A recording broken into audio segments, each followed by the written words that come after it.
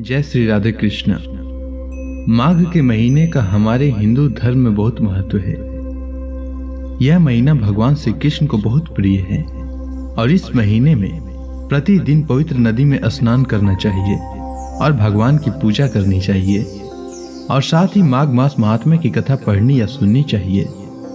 तो आज मैं आपके लिए माघ मास महात्म्य की कथा का 10वां अध्याय लेकर आया हूं। तो आइए सुनते हैं माघ मास महात्म्य की कथा का 10वां अध्याय। यमदूत विकुंडल से आगे कहते हैं कि हे वैश्य, एक बार भी गंगा जी में स्नान करने से मनुष्य सब पापों से छूटकर अत्यंत शुद्ध हो जाता है। जो मनुष्य गंगा जी को दूसरे तीर्थों के समान समझता है वह अवश्य नरक में जाता है। भगवान के चरणों से उत्पन्न हुई गंगा जी के पवित्र जल को श्री शिव जी अपने मस्तक में धारण करते हैं। वह ब्रह्मा जो संदेह रहित प्रकृति से अलग और निर्गुण है, ब्रह्मांड में उनकी समानता किससे हो सकती है। गंगा जी का नाम हजारों योजन दूर से ही लेने वाला नरक में नहीं जाता। इसीलिए मनुष्य को अवश्य में गंगा जी में स्नान करना चाहिए। हे वैश्य, जो ब्राह्मण दान लेने का अधिकारी होकर भी दान नहीं लेता वह आकाश के नक्षत्रों में चंद्रमा के समान है। जो कीचड़ से गौ को निकालता है, जो रोगी की रक्षा करता है या जो गौशाला में मरता है वह आकाश में तारा होता है। प्राणायाम करने वाला मनुष्य सदैव उत्तम गति को प्राप्त होता है। प्रातः स्नान करने के पश्चात जो 16 प्राणायाम करते हैं वह घोर पापों से बच जाते हैं।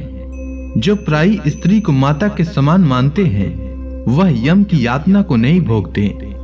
जो मन से भी कहीं पर स्त्री का चिंतन नहीं करता वह दोनों लोकों को अपने अधीन करता है। जो प्राय धन को मिट्टी के समान समझता है वह स्वर्ग में जाता है। जिसने क्रोध को जीत लिया मानो उसने स्वर्ग को ही जीत लिया। जो माता पिता की सेवा देवता तुल्य करता है वह यम द्वार नहीं देखता और जो गुरु की सेवा करते हैं वह ब्रह्म लोक को प्राप्त होते हैं। सील की रक्षा करने वाली स्त्री धन्य है। सील भंग करने वाली स्त्री यमलोक को जाती है।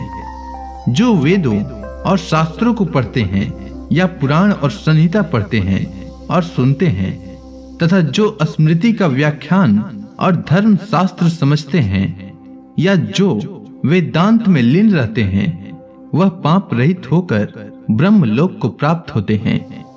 जो अज्ञानियों को वेद शास्त्र का ज्ञान देते हैं वे देवताओं से भी पूजित होते हैं। यमदूत ने आगे कहा कि हे वैश्य, श्रेष्ठ यमराज ने हमको वही आज्ञा दे रखी है कि तुम किसी वैष्णव को मेरे पास मत लाओ। हे वैश्य, पापी लोगों को इस संसार रूपी नरक को पार करने के लिए भगवान की भक्ति के सिवा दूसरा और कोई उपाय नहीं।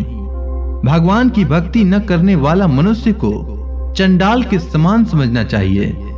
भगवान के भक्त अपने माता पिता दोनों के कुलों को तार देते हैं और उनको नरक में नहीं रहने देते। और जो मनुष्य वैष्णव का भोजन करते हैं वे भी भगवान की कृपा से श्रेष्ठ गति को प्राप्त होते हैं। बुद्धिमान को सदैव वैष्णव का अन्न खाना चाहिए। इससे बुद्धि पवित्र होकर मनुष्य पाप नहीं करता। गोविंदाय नमः इस मंत्र का जाप करता हुआ जो मनुष्य मृत्यु को प्राप्त होता है वह परम धाम को प्राप्त होता है। इसमें कोई संदेह नहीं है। जो ओम नमो भगवते वासुदेवाय इस द्वादशाक्षर मंत्र का जाप करता है उसके ब्रह्म इत्यादि बड़े से बड़े पाप नष्ट हो जाते हैं।